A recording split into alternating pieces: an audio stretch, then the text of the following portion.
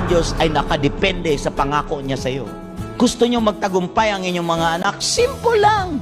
Maglingkod kayo sa Panginoon na hindi yan trabaho. Maglingkod kayo sa Panginoon, hindi yan duty. Maglingkod kayo sa Panginoon dahil buhay nyo, hininga nyo. Pagkakataon nyo yan, ng reward na yan ay inyong ma-enjoy. People need the Lord.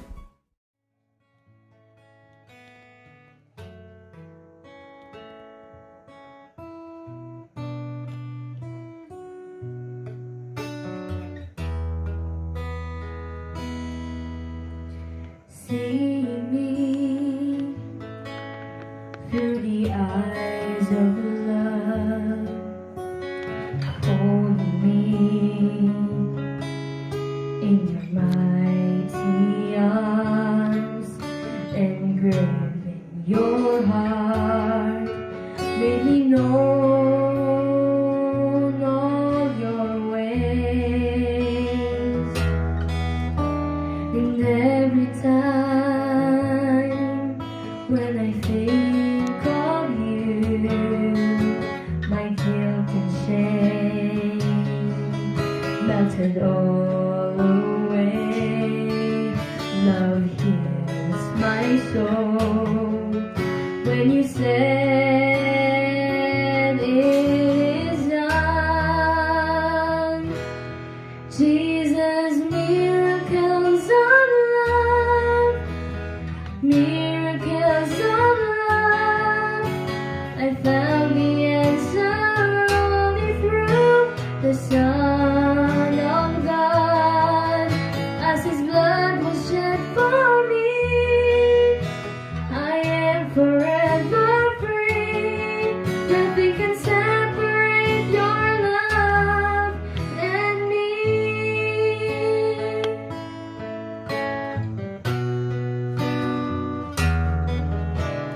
See me through the eyes of love, hold me in your mighty arms, engrave in your heart, make me know all your ways,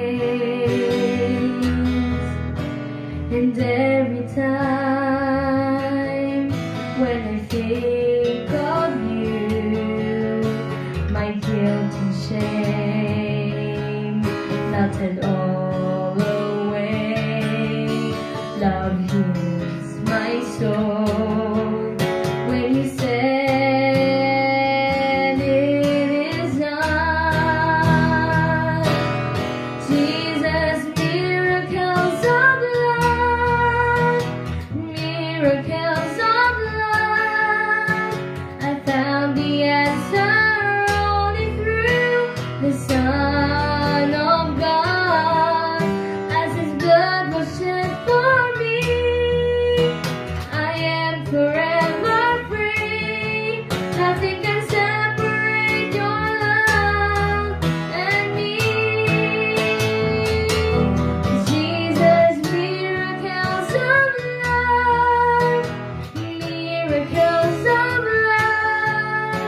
I found the answer only through the Son of God. As His blood was shed for me, I am forever free. Nothing can separate your love and me. Nothing can separate your love and me. Nothing can separate your love and me.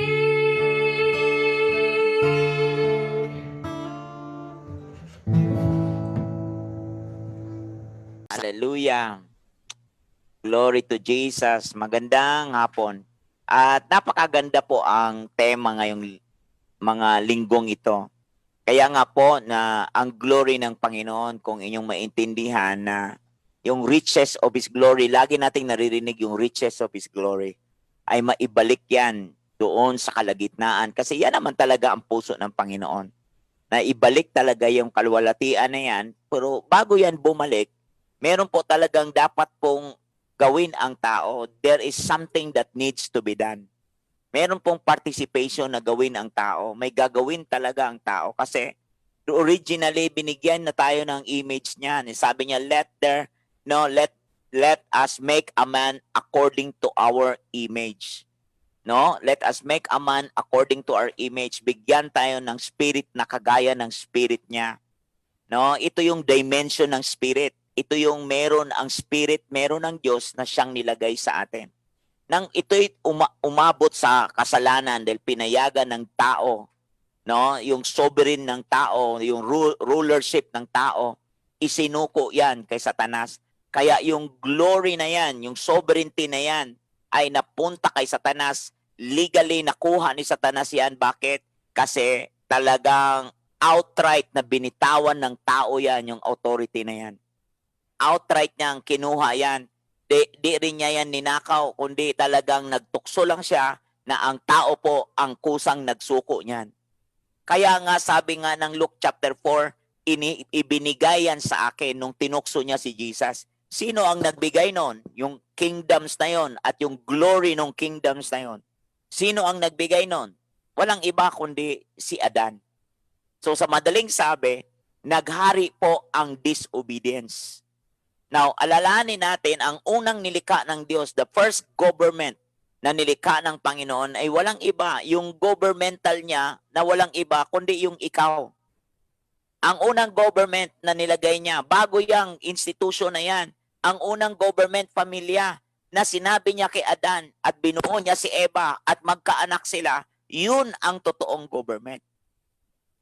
Yan ang government, yan ang pamilya. So, ang heart ng Panginoon ay pamilya. Puso ng Panginoon ay pamilya. Kaya nga, mga kapatid, nang pumasok ang kasalanan, doon nagsimula ang tinatawag na pagpatay. Doon nagsimula na pinatay ni Cain si Abel, di ba? Pinatay niya yan at hinanap niya ng Diyos, nasaan ang iyong kapatid? Sabi ni Cain, bakit ako ba ay brother's keeper? So ang Diyos naghahanap po talaga, may hinahanap po sa tao. Maging nung naglalakad si Eva at Adan doon sa garden, hinanap nga rin si Eva at Adan sa garden. Ang problema, si Eva at Adan ay nagtago. Kaya makikita nyo po na ang Diyos ay naghahanap. May hinahanap ang Diyos sa atin. O, tingnan nyo po, merong pumatay, meron ding nagtago, no, meron ding nagsisisihan. No, tingnan nyo po, nung pumasok yung kasalanan na yan, talagang namatay o nawala o naalis, na dating wala naman sana, nahubaran ngayon ang tao, hinubad talaga ng tao ang glory ng Diyos. Paano siya nahubaran? Dahil dong pagsuko niya sa sovereignty na yan. So, ang lahat ay nagkasala, lumaganap ang kasalanan, lumaganap lahat yan. Kaya doon nagsimula ang fighting for the rights. Doon nagsimula ang salitang fighting and fighting for the rights. Doon nagsimula ang orphan spirit. Kaya sinasabi ng Panginoon, I will not leave you orphan.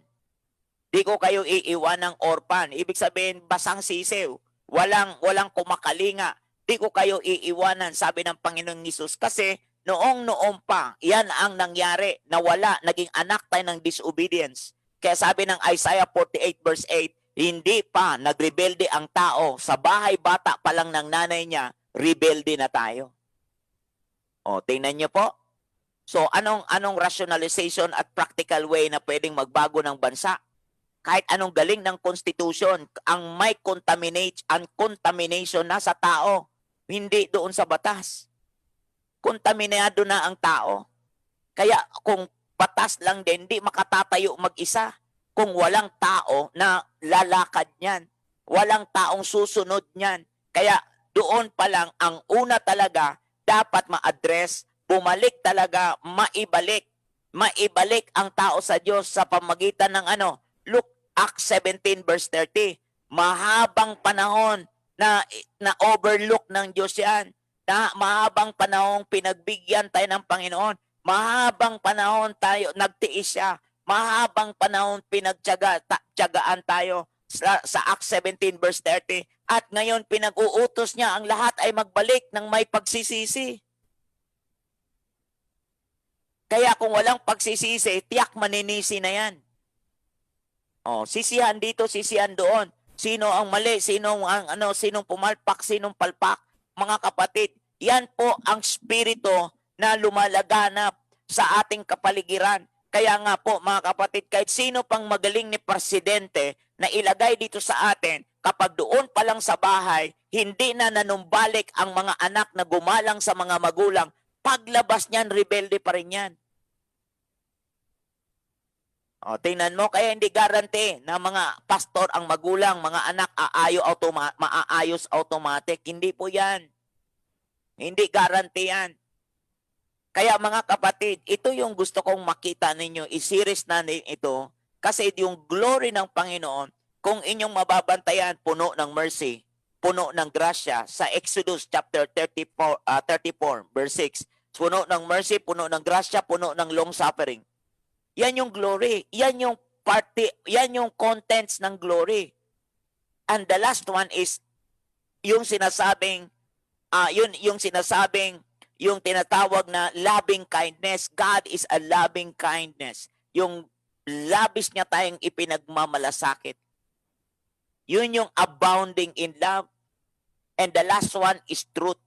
Kaya kung ngayon maintindihan po natin na kailangang maibalik po talaga yung abounding love na yan. At paano niya sinabi yan? Makikita po natin ngayon ito. Maunawaan po natin ngayon ito. Kasi ang sabi niya, sabi ng Jeremiah, di ba?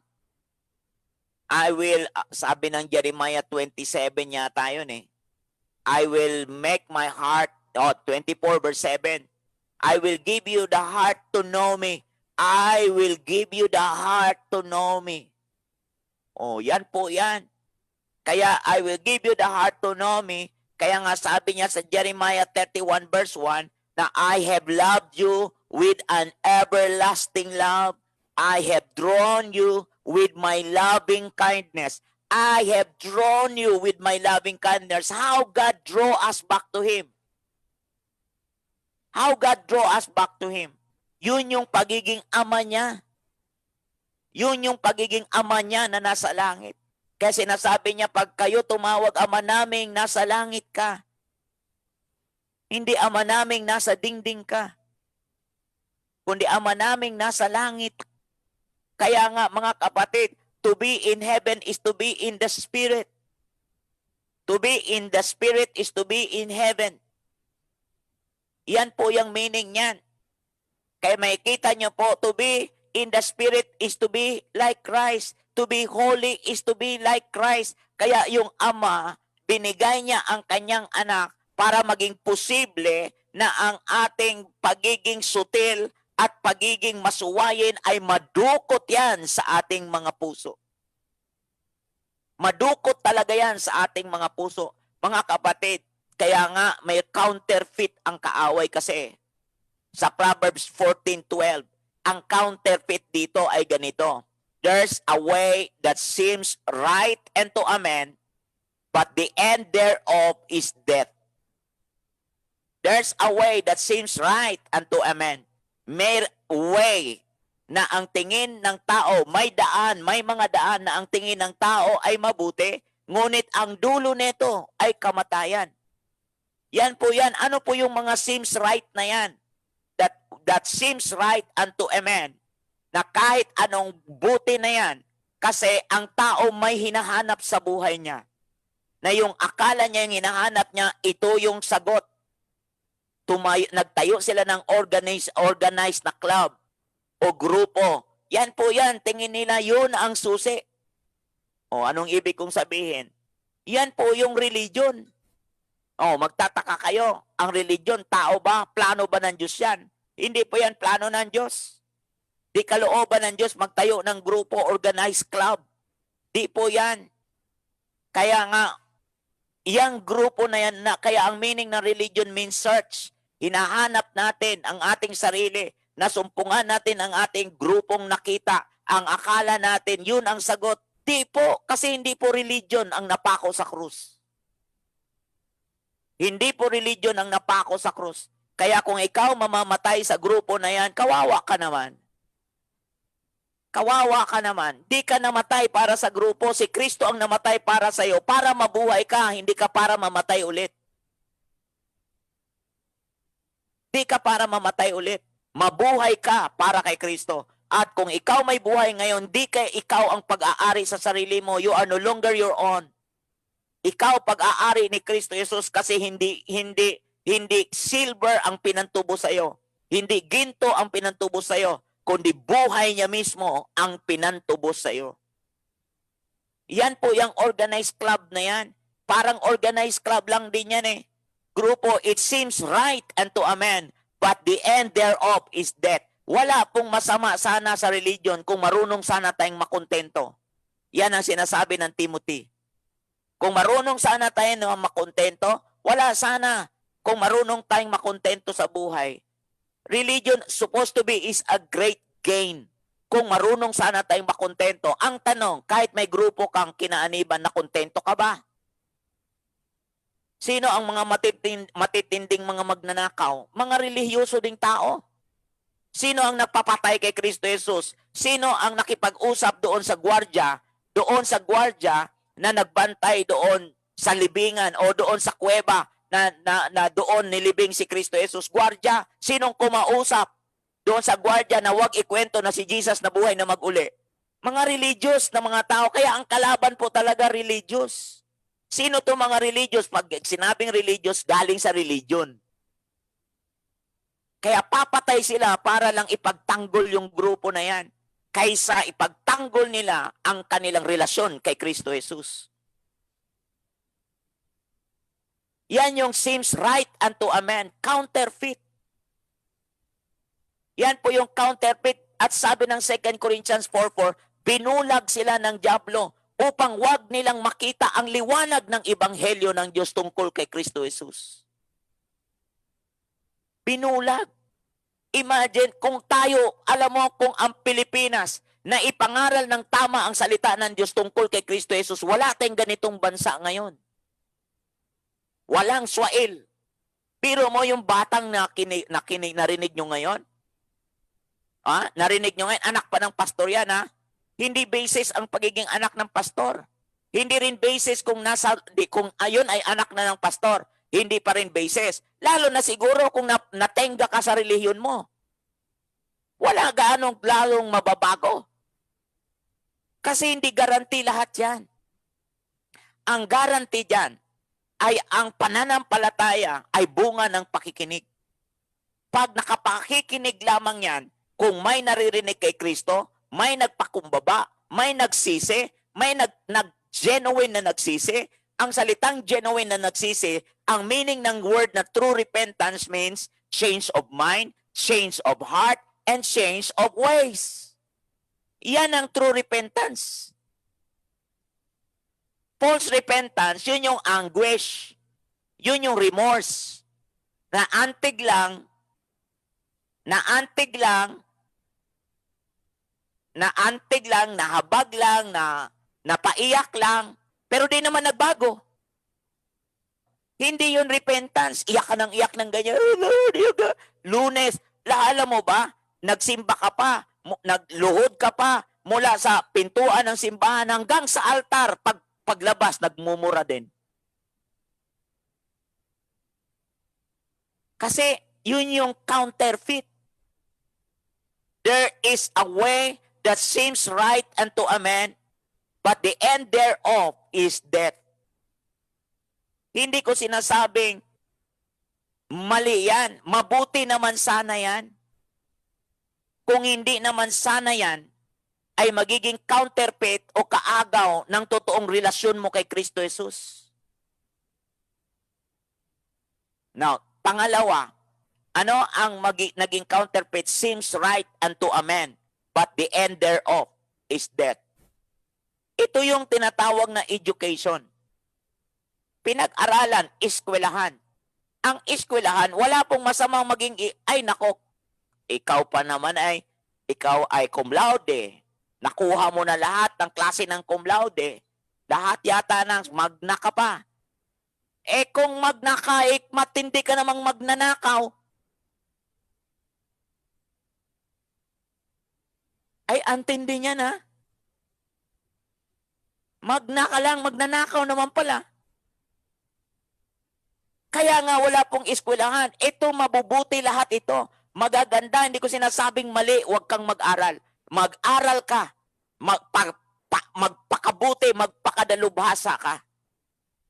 Magpakadalubhasa ka, kapatid. Pakinggan mo tong mabuti. Pagbutihin mo, mag-aral ka. Ako, kung may nagpaaral sa akin noon, ay hindi lang ito ang naabot ko siguro, narating ko siguro. Sa galing ko ba naman na to, na magsalita?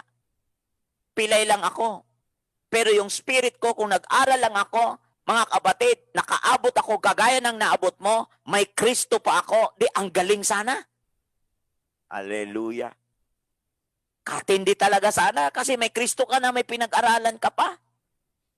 Eh kaso lang minsan, kung ang pinag-aralan mo, ang nagiging babag o stumbling block, para makilala mo si Kristo Jesus, yun ang problema ngayon. Kaya nga, inilihim niya ito sa mga matatalino at ipinahayag sa mga mabababa ang loob. Yan po yan. Kaya maunawaan niyo po yan sa Bible, mga kapatid. Yan po yung pangalawa. Pangatlo, medical science. Wala namang problema sa medical science sana. Wala talaga. Habang tama ang Bible sa Daniel, na habang patalino ng patalino ang tao, pasama naman ng pasama ang daigdig. Pasama ng pasama ang paligid. Kaya nga po, mga kapatid, hinahanap natin ang ating sarili sa paating pag-aapuhap. Nagbabakasakali tayo na naghahanap tayo sa Panginoon. Kaya kung saan tayo nagpupunta. Yan po yan, mga kapatid, na kailangan nating makita. Yan po yung bumababag sa atin. Yan po yung naging stumbling block natin. Yan ay mga mabubuti. Kulang nga lang yan. Kulang yan. It seems right unto a man. But the end thereof is death. Dulo niyan ay kapahamakan pag hindi po natin nakilala ang ating tagapagligtas at madukot ang disobedience sa ating buhay. Medical science, makikita po natin, maganda yan. Pero alam nyo po, kung itong grupo na to, ang nagpapahiwalay sa atin na ang matinding manggagamot ay ang Panginoong Hesus. Ang matinding manggagamot ang nagbibigay ng wisdom, nagbibigay ng understanding, nagbibigay to know all things because it's the Spirit that searches all things. No? Even the depths of God. Even the depth of God.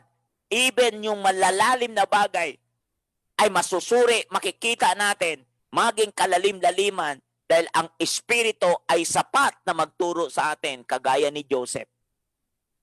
O, magaling ba si Joseph? Pero nakita niyo po kung paano po talaga na makita natin sa gitna ng pandemic na yon, sa gitna ng gutom na yon, isang tao lang ang nakakita ng pangitain ng Diyos. Lahat ng gutom sa buong bansa ay nasagot dahil sa pangitain na nakita ng isang tao. Yang kagalingan na ito na ating hinahanap sa pandemic, walang iba kundi si Kristo Jesus. Ano? Pang-apat. Yan po yung religion, no? Education, medical science. Alam niyo po, pang-apat. Wala ring masama na ito sana eh. Kaso lang, nalublob tayo doon, di na natin binigyan ng pansin ang salita ng Diyos. Alam nyo po, kung walang iba, kundi itong good works natin, mabuting gawa, yun yung tradition. Mabubuting gawa, magagandang gawa, good deeds. Ito yung tradition na good deeds, na kung saan na itong tradition natin, naging sentimental tayo, naging sobrang nasimento tayo, di na natin makita ang mga bagong galaw ng Diyos. Kaya kailangan po natin bumalik talaga sa salita ng Diyos. At paano tayo makakabalik? Ito po yung nagbigay ang Panginoon sa Jeremiah 3:15 na I raise you a fathers, a shepherd, after my own heart, to teach you understanding, to teach you knowledge. Binigay sa atin ang understanding. Kaya nga po mga kapatid, lahat po ng ang Panginoon, nagbigay po siya sa Ephesians chapter 4 ng pastors, ng teachers, ng elders, ng superintendents, ng mentors, mga kapatid, ng apostle. Nagbigay siya to edify the body. I-edify tayo. Lahat po yan ay mga magaganda. Lahat po itong mga taong ito ay tinalaga ng Panginoon sa pamamagitan natin. At all in all, gusto ng Diyos itayo talaga na ang church ay bumalik talaga as a house of God and build it as a family. Kaya nga, running a church or people, ang pagpapatakbo ng simbahan without a father, running a church or people without a father is like you are running an orphanage. Ang isang simbahan, mga kapatid, na wala pong nagpakamagulang dyan, wala pong nagpakamagulang, thank God meron tayong isang religion na tawag nila ay Father. Nothing wrong. Nothing wrong with that. Talaga namang ang taas. Kaya nga makikita nyo po, ang taas talaga ng paggalang nila doon. Taas talaga ang pagrespeto doon. Now, pwede rin dyan a father as a form. Formang ama lang, pero hindi naman naging model sa tao. Formang pangkabanalan lang. Di naman naging modelo sa salita ng Diyos sa tao. Kaya makikita nyo po na ang Matthew chapter 23 verse 9, kung mapapansin nyo po na binanggit diyan sa Matthew 23 verse 9, kung inyong mapansin diyan na yung sinasabi doon na huwag kayong magpatawag ng ama, bakit sinabi ni Jesus yan? No? Kasi ang mga taong ito, kaya sinabi ni Jesus yan, ang mga taong ito, ang mga Pharisees na to, na ang context nito ay tungkol sa hypocrisy of the scribes and the Pharisees. Na gusto nila ng position and recognition, but ang puso nila at dedication at ang spirit nila hindi nakakonect sa Diyos, walang encounter sa Diyos. Yan yung context ng Matthew 23, verse 11 to 12. Gusto nilang magpatawag ng posisyong ama, pero wala naman sa kanila ang lalim ng dedication kay Kristo Jesus mismo at wala naman din silang spirito na kung saan taglay ni Kristo Jesus, wala sila, sila pa ang bumabangga sa aral ng Panginoong Jesus. Ito yung hypocrisy na ito. And they wanted to be called and addressed with a title and honor. They love to become rabbi. They love to become fathers. They love to become teachers. But they did not understand the demands, the need of self-denial. Sobrang buhay sa sarili. Sa madaling sabi, kaya ang Panginoong Yesus nag-react sa mga to. Nag-react sa mga to at inaddress ng Panginoong Yesus ang mga ito na ang sabi niya, huwag kayong magpatawag ng rabbi. Huwag kayong magpatawag ng sino man ng ama. Huwag kayong magpatawag ng sino man ng ama, sabi ng Matthew 23 verse 8 to 10. Kasi doon sa 11 to 12, ang kanila ay gusto nila ng title, gusto nila ng kanilang position, gusto nila yan, pero ayaw nila na mapihit ang puso nila, ayaw nilang makinig. Wala silang teachable heart. Wala sila niyan. Napaka-proud ang spirit ng mga ito. Kaya huwag kang basta magpatawag ng ama kung walang dimension ng Panginoong Hesus sa buhay mo. Hindi yung form of godliness, but lose the power of life in Christ or from Christ Jesus. Yan yung 2 Timothy chapter 3 verse 5. Formang pangkabanalan lang. Pero tingnan mo ang mga buhay. Tingnan mo ang mga buhay. Kaya ito po yung form of godliness. Kaya makita nyo po, kailangan ma-restore, maibalik. Ito po yung power and spirit of Elijah. Kaya sinasabi ng Luke chapter 1 verse 17, the spirit and power of Elijah to deal. I-deal ang ano ang i-deal? The attitude and the disobedience of the righteous. Mga kapatid, i-deal ang disobedience at ang attitude ng righteous. Kaya dito makikita mo, ito yung love na sinasabi mga kapatid, na hindi lang to love, I love you. Hindi lang to love, kundi itong love na to, sinasabi, I will make my heart known to you. Yun yung sinasabi niya, paano niya ipinakilala ang kanyang pag-ibig. Ang sabi niya, doon sa Luke 1:17, nang si Elijah, sabi niya dito, nang si John the Baptist, it is he who will go as a forerunner before him in the spirit and power of Elijah to turn the hearts of the fathers back to the children. Ito ang trabaho niya. And the disobedient to the attitude of the righteous. Sinong disobedient dyan? Mga righteous. Paano sila naging disobedient? Attitude. So ngayon, itong mga latest na church ngayon, itong mga simbahan ngayon, hindi problema na ngayon yung grupo eh. Hindi problema na ngayon ang doktrina. Hindi problema ang mga aral. Hindi problema, ang dami ng Bible ngayon. Ang problema ay ang ugali na di malamon. Kaya nag-raise ang Panginoon ng Ama na magpakaama sa gitna. Nag-raise ang Panginoon na di ayunan ang mga yan. Kaya si Jesus hindi niya inayunan ang mga yon. Huwag kayong magpatawag ng rabbi. Huwag kayong magpatawag ng guro. Huwag kayong magpatawag ng Ama. Kasi hindi nyo naiintindihan ang posisyon na yan.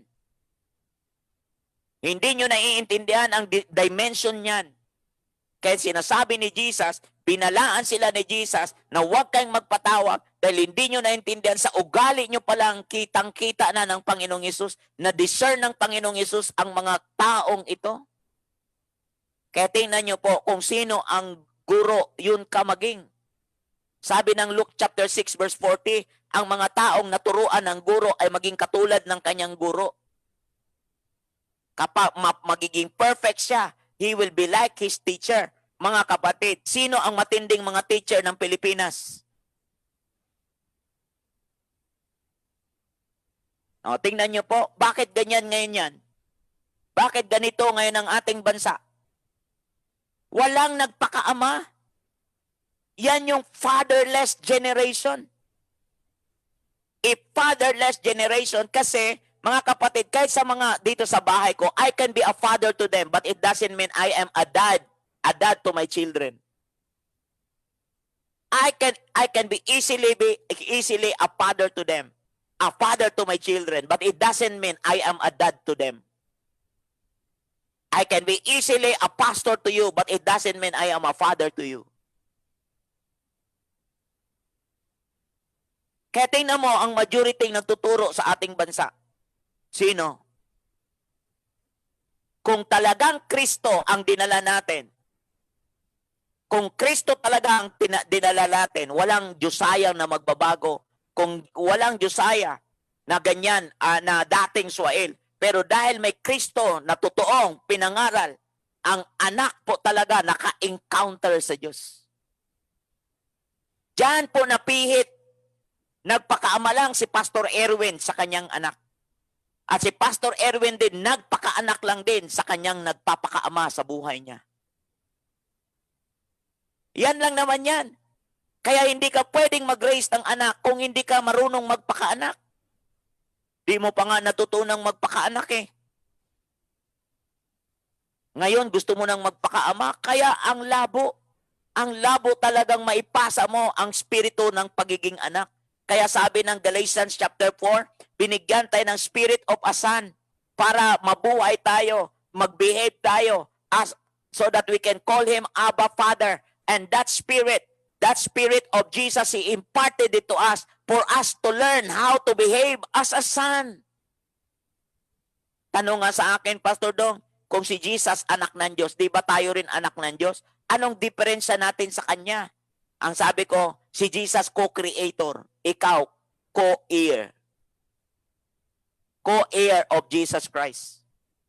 Ikaw kasamang tagapagmana si Kristo kay Kristo Jesus. Si Kristo Jesus ay kasama sa manlilika. Let us make a man in our own image. The Father, the Son, and the Holy Spirit, nagsama po yon na nilalang nila ang tao. Yan po yon, Father, Son, and the Holy Spirit. Let us make a man in our own image. Kaya si Jesus, sabi ni sa John chapter 8, sabi ni Abraham, ikaw ba, sabi ng iba, ikaw ba'y nauna kay Abraham? Sabi ni Jesus, before Abraham I am. Sa John chapter 8. Before Abraham I am, in John chapter 8 verse 53, 56. And sabi niya, before Abraham I am. And Abraham was glad when he saw my days. Tingnan niyo po, si Abraham, nakita niya ang panahon ni Jesus. Kasi si Jesus ang Alpha and Omega. He is the beginning and the end. Tingnan niyo po, yun yung forerunner. Before him, in the spirit and power of Elijah, to turn the hearts of the father back to the children and the disobedience to the attitude of the righteous. At anong gagawin yan? So as to make ready a people prepared for the Lord. Ihanda ang tao, make ready a people prepared for the Lord. Ano yung ready na yon? Nasa Luke chapter 1 verse 76, and you, child, will be called the prophet of the Most High. For you will go on before the Lord to prepare His ways. Ito po yung si John the Baptist. Para magkaroon ng knowledge of salvation and the forgiveness of their sins, mapatawad ng kasalanan ang tao, mapatawad ang kasalanan ng tao, at wala pong man-made na makatatanggal ng kasalanan ng tao. Wala ho. Wala pong man-made. Ang tanging makakatanggal ng kasalanan ng tao ay walang iba, kundi ang dugo lang ng Panginoong Hesus na binubo niya sa krus sa Kalbaryo, at wala ding good deeds na pwedeng mag-alis ng iyong kasalanan. Yan ang totoo dyan. Walang good deeds, wala pong substitute sa dugo na binubo ni Kristo Jesus sa krus sa Kalbaryo. Kaya nga sinasabi niya, ihanda tayo. Ito yung sinasabing coming back, turning hearts back to the Father. Mapihit ang puso ng ating mga anak, balik sa mga magulang. Mga kapatid, pakinggan nyo to. Alam mo, ang mga anak mo, pwede mong utusan, sumunod yan. Anak, maghugas ka ng plato. Maghugas nga ng plato yan. Pero yung plato mo, sigurado akong dadami yan. Sigurado akong dadami yan kasi mabigat ang puso dahil hindi napihit. Ang gawa na wala sa puso na hindi napihit, kahit magaan, mabigat. Kasi hindi napihit. Kaya kahit ama ka lang niya as provider. But it doesn't mean you are a dad to him. Bakit? Because to raise a children is not an option. They need to be raised. It's intentional. It's essential. Kailangan po magkaroon ng discipline, magkaroon ng tinatawag na loving care, tender loving care. Magkaroon bukod dyan, doon yung pagkakaroon ng model ka talaga. Ipapakita mo talaga yan sa anak mo, mga kapatid. Now, paano ka magpakaama sa buong Pilipinas ni hindi mo nga naranasang magkaanak? Ni hindi mo rin naranasan spiritually na may mag-raise sa iyo kagaya ni Samuel na si Eli ang nag-raise. Sa eskwelahan ka lang naman pumasok hindi ka naman pumasok sa buhay ng tao eh. Wala talagang direkta na nag-raise sa iyo. Kaya ngayon, hanggang ngayon, yung spirit mo, orphan, you are always fighting for the rights, for your rights, for your rights. You did not understand about privileges. Na privilege mo yan. Wow, hallelujah. Kaya kapag naintindihan mo to mga kapatid, kaya ang Panginoong Hesus winarningan sila na huwag kayong magpatawag. Huwag kayong magpatawag ng mga rabbi o father kasi di nyo naintindihan. Pero hindi ibig sabihin bawal yan. Hindi ibig sabihin masama yan. Hindi ibig sabihin binawal ni Jesus yan. Ang ibig lang sabihin ni Jesus, kaya sinabi niya yon dahil hindi sila marunong, wala silang model na spirit. Napaka-proud na spirit ang mga to. Kaya inaddress ni Jesus, hinarap ni Jesus ang issue ng mga to. Kaya sinabi niyang, huwag kayong magpatawad, patawag ng ama ko. Kaya doon mo maintindihan mga kapatid. Kaya kailangan po natin mag-raise talaga ng mga breakthrough generation. Kaya mga kapatid, papansinin mo po na ang isa, kung gusto mo, meron ding pastor. Yes, a pastor is a shepherd in the church. Anong trabaho ng pastor? I-guide ang mga tao. Payuhan ang mga tao. No? Palakasin ang mga tao. Tatayo ang pastor para suportahan ang mga tao kung kailangan ng mga tao. Pero kahit gaano ka the best pastor pa rin yan sa syudad ninyo, pastor pa rin siya. Kahit hanapan mo ang pag-ibig niya, nakita mo, pastor pa rin siya. Wala pa rin maikukumpara sa isang ama. He is still a pastor to us and not a father. Yan po yan. A teacher. Ano ang ginagawa ng teacher? Ang teacher, nagtuturo sa'yo. Tinutulungan kang maintindihan ang mga scriptural truths. Tinuturuan ka ng mga relevant na applicable sa araw-araw. Teacher nga eh. Nagbibigay siya ng mga plain na doctrines. Teacher nga. Para i-communicate ang mga aral sa Bible. Teacher nga siya.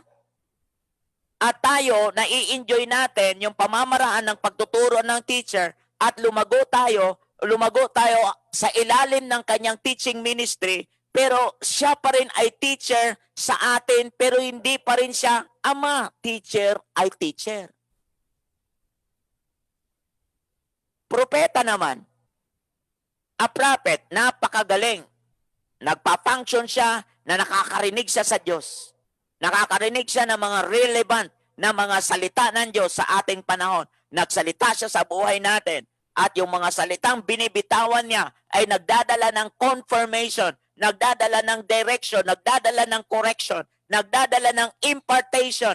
At yung condition ng kanyang ini-impart sa atin, pag sinunod natin, talagang masasabi natin, totoo talaga na siya propeta kasi nagdala siya ng impact sa aking spirito. Pero lagi mong tatandaan, ang propeta ay propeta sa iyo, hindi pa rin siya ang ama kasi ang ama ay ama. Uncle mo, nagpaka-uncle siya sa iyo. Uncle mo, dyan sa bahay mo, kahit mag-asta siyang ama mo, mag-asta man siya ang kagaya, pero di pa rin siya ama, uncle mo pa rin siya. Evangelist, evangelista, huwag lang maging ibang lihisto. Evangelista, dala-dala ang puso niya para sa mga ligaw na kaluluwa. Siya ay nahihibik, namimigati sa mga kaluluwang naliligaw.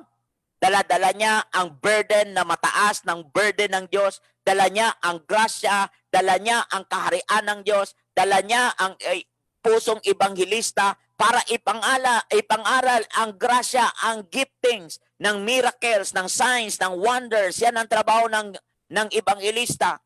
At talaga naman, at sa kanyang abilidad, ang daming naibalik sa trono ng Diyos. Ang daming naibalik, balik sa trono ng Panginoon. Nagbalik sa loob sa Diyos, nagsisi, nagbalik loob. But I want you to understand, He is still an evangelist to you and me and not a father. Because a father is a father. A prophet, an apostle. Ang apostle, mga kapatid, matindi, talaga namang builder ito ng accuracy. Builder siya, nagsasalita siya directly sa buhay mo. Talaga naman, yung dinala niya ang bahay in order. Dinala niya ang bahay in order, na i-align in order, na focus niya ang purpose at purpose-driven siya. Hindi po siya sumusuntok sa hangin. Siya po ay tiyak. Meron po siyang, sometimes siya ay matindi kasi apostle nga eh. May binibuild siyang foundation sa buhay mo.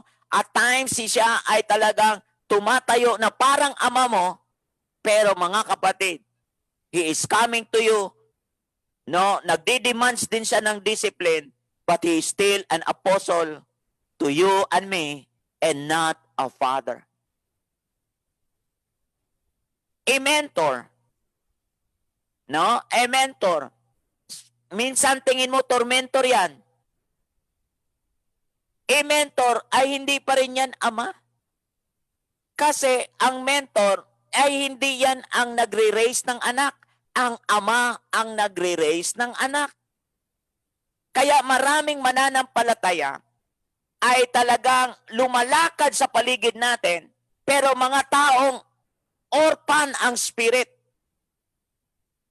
Meron ngang matatawag na home base, na tinawag na church, pero wala silang father image. Wala silang nagpakamagulang sa kanila. Meron lang formang ama lang. Pero yung spirit hindi talaga nag-turn sa mga bagay na ito. Kaya makikita nyo po, mga kapatid, ano ba ang pagkakaiba ng mentor and mentee relationship sa father and son relationship? Anong pagkakaiba niyan?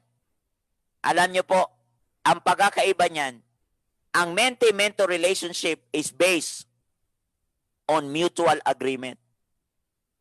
Based yan sa mutual agreement. May mutual understanding lang kayo niyan. At ang mentor and mentee relationship, may understanding lang kayo niya na, oh, ikaw ang mentor ko. Nagkaroon kayo ng agreement. Oh yes, you are my mentee. At alam mo, ang mentor, ang itinuturo lang, do this and do that and do this and do that and do this and do that. At ang mentor, hindi yan sasama sa'yo hanggang kamatayan mo. Pero ang father ay hanggang sa dulo ng kamatayan mo, ang father nandoon sa piling mo. Yan po yan. Mga kapatid, at ano ang pagkakaiba ng dalawa ng mentor and father? Kung ang mentee and mentor relationship ay mutual agreement, ang father and son relationship ay based on covenant agreement. Yan yung covenant agreement. Meron ay nako mga kapatid, wala na tayong oras. At ako, bukas, ituloy natin to. At aking ipapahayag sa inyo ang tungkol sa pag-raise ng ng anak. At bago lahat yan, pakinggan natin ang gusto, ano ang meron sa Bible ng bagay na to. Kasi yung sinasabi ng Bible, I will reveal my heart to you so that you will know me. And this is all about turning hearts of the father and back to the children so that you will know. So as Jesus said, I will not leave you orphan. Di ko kayo iiwanan na walang identity. Di ko kayo iiwanan na walang pag-asa. Kaya may kita nyo po, mga kapatid, pag ang ama na may puso, di ka bibitawan na hindi yan pera-pera. Di po yan pera-pera. Puso po yan. Buhay po yan na nakapaloob sa agreement ng tipanan.